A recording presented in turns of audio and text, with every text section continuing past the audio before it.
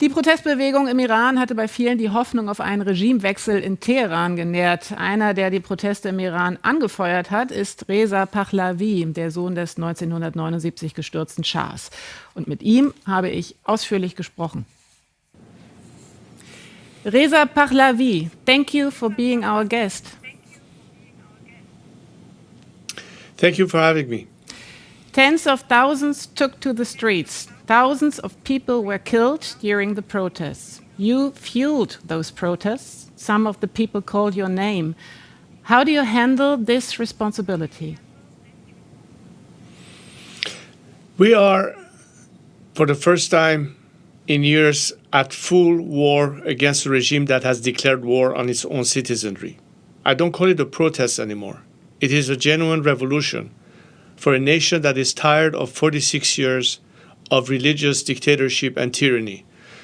The number of victims is really a massacre in darkness when they cut off communications to the whole world and they take on brave young Iranians who have been fighting and asking for their freedom. It has been horrendous, the reports that we have gotten over the last few days of the extent of the massacre this regime has extended. But when you are at war, you are prepared to fight until the very end, and there's no point of return for us. So we all are committed to liberate our country. We only hope that the free world will come to our help. And this time, instead of appeasing this regime time and again, this time they will stay with the Iranian people and make sure that we can put an end to this regime and finally liberate ourselves. The US President Trump is again considering military attacks. Do you expect a US intervention? All options, as the president said, is on the table.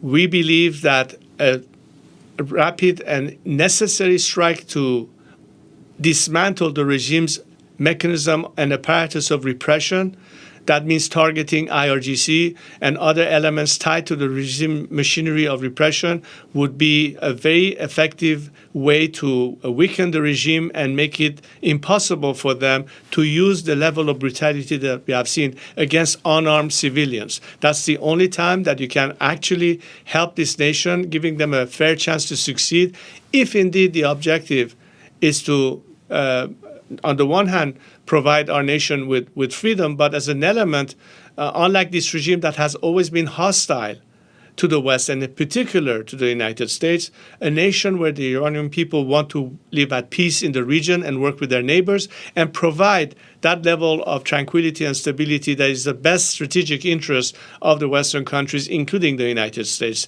And I think this is something that Donald Trump understands fully.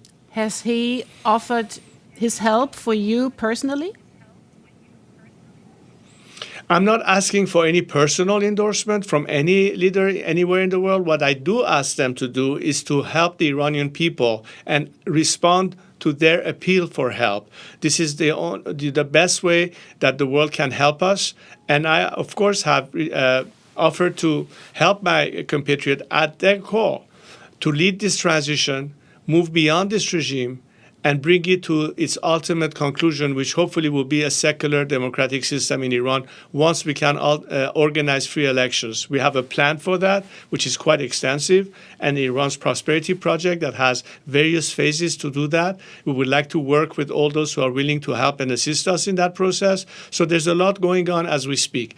But first and foremost, we'll have to see in what way the response will occur and how soon can Iranians be in a better position to then push for the ultimate move. Everything will be riding to a great extent on this intervention that everybody's awaiting.